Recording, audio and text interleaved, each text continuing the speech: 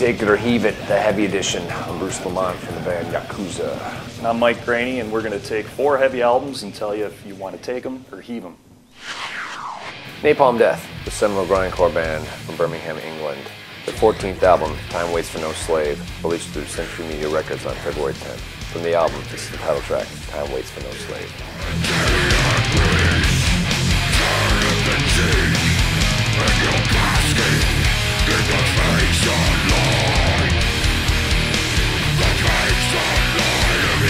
Napalm Death, again, churn out an excellent grindcore death metal album with hints of his more forward-thinking influences a la Godflesh and the Swans.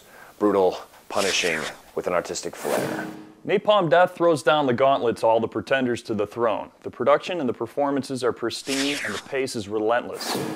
The title track, Time Waits for No Slave, the vocal stylings, I mean, it's like Swans via Voivod, you know, which I think just adds to, I mean, it adds this whole other element to already what's the foundation, which is punishing, you know, brutality, which is amazing, you know. Yeah, absolutely, like you were saying with the title track with Time Waits for No Slave. I heard a lot of Killing Joke in there. Yeah. You know, in addition to Voivod we were talking about. Sure. And it's pretty cool. I mean, you got the heavy, nasty blast beat stuff, but then like kind of just more spacey, ethereal stuff, kind of breaking it up a little bit. And the thing I think is really impressive about this particular album is, I mean, they just get just nastier as they go along. And you know, they've been around for a long time. The creators of grindcore, and they put out a product that's as good, if not better, than anybody else out there doing it. Absolutely. You know, young bands, take heed. Doom metal pioneer and Saint Vitus frontman Scott Wino Weinrich released his first solo record, Punctuated Equilibrium, on January 20th through Southern Lone Records. From that album, this is Smiling Road. Sunrise, golden red, balmy breeze blows through my head. Sets my senses keen, everything and in between.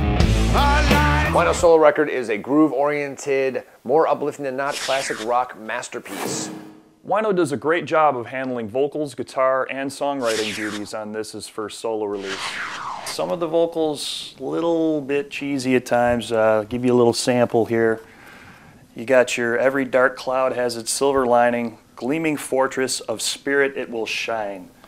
Little cheesy, but you know, hey, Dio made a career on that shit. You just don't smoke enough weed, man. I guess not. I guess Seriously. not. I guess not. But you know, I dig what Wino's doing here. It's kind of like Sabbath with like, you know, Jack Bruce or like Leslie West singing. It's good stuff. And he's got John Paul Gaster from Clutch playing on it. Yeah, and that's awesome. I mean, that's what I was gonna say. I mean, that's one of the highlights of the record, having him there. I mean, it's so groove oriented. You just can't stop it. Just kind of, you know, can't stop the rock. You know what I mean? I mean, John Paul is just this amazing 4 on the floor pocket guy, and I mean, I just feel like it's just like he and Wino together just really fit well. I love the record. I think it's fabulous. It's a little more, I find it to be a little more upbeat than, say, like his last project, The Hidden Hand, which is a little on the darker side. You know, most of the stuff, I mean, it has like the doom elements, but this, some of the stuff just seems a bit more uplifting, and maybe that is because it's a little more groove oriented.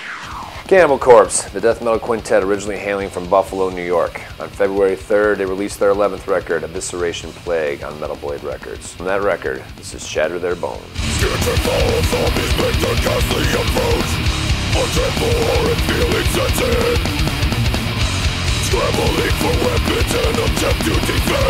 Evisceration Plague. The production is flawless, excellent progressive songwriting, and of course, fucking corpse grinder. Pick it up. The legendary Cannibal Corpse is back with another solid release. It got a bit repetitive at times for me, but there's no denying they are the best there is at what they do. I only have one complaint about this record. What was it? The album cover. Yeah, the album cover. It's boring. It's a little tame. It's no Butchered at Birth. No, it's really, I've come to expect more. But the positives outweigh the negatives on this recording, and the 2 main points from my end is, first off, the production. Eric Rutan, producer, death metal producer extraordinaire at the helm, incredible. I mean, everything on this record is flawless sounding and just punishing, and it has a lot to do with him. I mean, we were discussing, or you were saying about, I mean, just to tune to low A. Yeah, I mean, detuning poses a lot of problems. I mean, specifically on Evisceration Plague, on the title cut, tuning to low A and getting it to sound that tight and punchy, and it's just, you know, the slower stuff sounds even more brutal than the real fast Right. stuff. And if you tune down that low and your guys in the studio don't know what's going on, I mean, you run the risk of sounding like Korn. Richmond, Virginia's slam and groove metal quintet, Lamb of God, released their latest record, Wrath, on February 24th through Epic Records. From that record, this is Contractor. Is not to reason why, or is it what to do if the pay rate's right? Black liquid. Lamb of God's Wrath is a step up from Sacrament and their most adventurous record to date.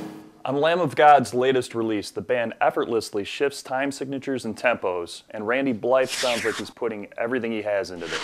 This latest Lamb of God album, I really dug it. It was my favorite out of the 4 that we reviewed, and in particular, I love the guitar work. Mark Morton and Willie Adler turn in some smoking performances. Not as many solos as I would have liked. I mean, I really dug it, but there's some really cool stuff. I mean, they've got all the tricks down solid, sweeping arpeggios, all the good metal stuff. And of course, the drumming is killer. Yeah, Chris Adler, I mean, is like we're saying, a breathing metronome. I mean, it's like, precision, yet, you know, the flow is there. You know? Yeah, groove and everything. Yeah, he's awesome. And you really dug the vocals. Oh, Randy Blythe. I think this is his most adventurous record to date. And with that being said, I felt like if you look back at all of their recordings, Ashes of the Wake is like the seminal Lamb of God recording, and the most focused at that for sure. And then I think with Sacrament they lost that a bit. With Wrath they're back, they're focused, but yet focused with, you know, they've kind of branched. They're still branching out, and they're trying to, you know, trying new things, I guess, in a sense. And there's more flavors involved to it.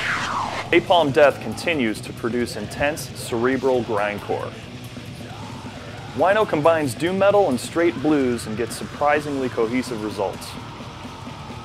Cannibal Corpse is back with their most progressive album to date. Lamb of God churns out more precision riffing and southern intensity.